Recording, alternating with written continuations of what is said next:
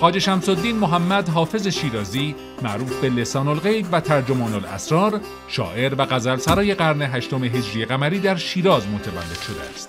در کودکی یتیم شد و به علت فقر در زمان کودکی در دکان نانوایی خمیرگیری می‌کرد تا آنکه عشق به تحصیل دانش او را به مکتبخانه کشاند و او همراه با کسب معاش به آموختن علم پرداخت. در جوانی به آموختن قرآن و ادب عربی و اسلامی مشغول شد و پیش استادش قوام الدین حفظ قرآن به قرائات 14گانه را آموخت.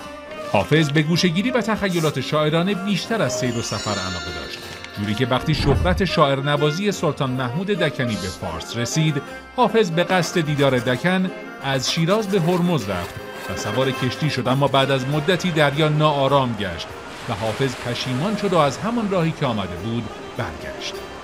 از شواهد می شود فهمید که حافظ زن و فرزند داشته و در بعضی شعرهایش نشان داده که از مرگ فرزند غصه‌دار بوده.